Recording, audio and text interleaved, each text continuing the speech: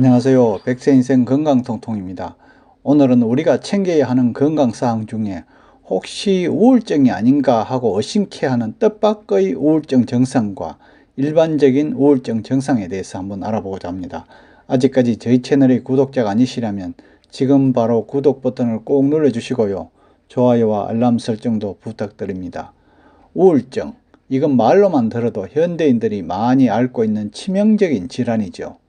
마음의 감기로 불리는 우울증은 누구에게나 찾아올 수 있는데요. 우울증은 뇌 신경전달 시스템에 이상이 온 것으로 의지력으로만 이기려고 할 것이 아니라 치료를 받아야 한다는 것입니다. 우울증은 생각의 내용, 사고 과정, 동기,意欲, 관심, 행동, 수면, 신체 활동 같이 전반적인 정신기능이 지속적으로 저하되어서 일상생활에도 악영향을 미치는 상태를 의미하는데요. 정신의학에서 말하는 우울한 상태란 이러한 과정에서 단순히 일시적으로 기분이 저하되는 상태를 뜻하는 것이 아니랍니다. 우울증의 증상은 삶의 흥미와 관심을 잃고요. 불안하고 공허감이 생기고 절망감 등 부정적인 감정이 생기죠. 또 식욕이나 수면 습관의 변화가 생기고 자살을 생각하거나 실제로 시도도 한답니다. 하지만 이런 일반적인 징후만 보이는 것이 아니고요. 우울증을 앓고 있는 사람도 종종 나약함과 우울 증상을 혼동해서 병원 방문을 주저한다는데요. 우울증도 다른 신체적 질병과 마찬가지로 조기 치료를 받을수록 효과가 좋은 만큼 자신의 증상을 빨리 알아차리는 게 중요하답니다. 프리벤션닷컴에 따르면 기분이 침체된 상태에서 다음과 같은 증상이 동반된다면 아마 우울증일 가능성이 높다고 합니다. 그 첫 번째로 분노를 표출하는 빈도가 잦아진답니다. 작은 실수에도 버럭 화를 내고 투덜거리거나 불평을 토로하는 습관이 점점 일상화되고 있다면 우울증일 가능성이 높다고 하죠. 연구에 따르면 우울증 환자의 54%가 분노를 표출하고 시비를 걸고 적대적인 감정을 보이고요. 또 급한 성미를 드러내는 성향을 보였다고 합니다.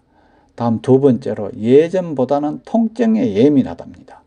우울증과 통증은 동일한 생물학적 경로와 신경전달 물질을 공유하죠.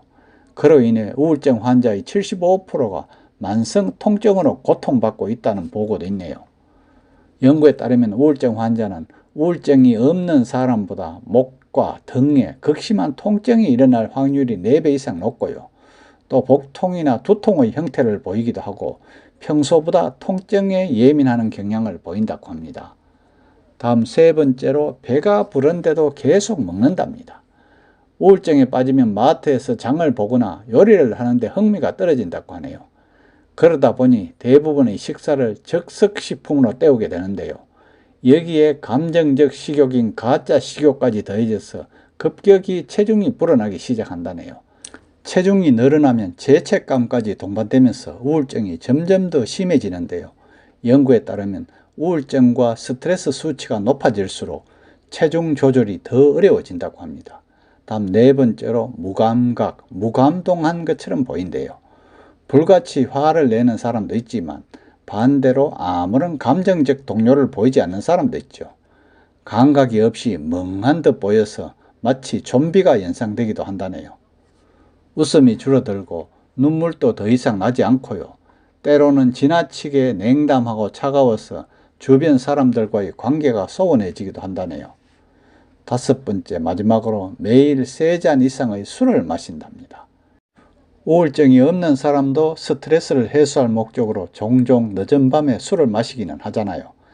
그렇지만 가볍게 한두 잔 정도 마시는 수준에 그친다면 스트레스를 해소하는 데 도움이 될 수 있지만 3잔 이상 여러 잔을 많이 마시게 되면 오히려 공격적이고 불안한 감정이 증폭되고 우울감 역시 커지게 되는데요.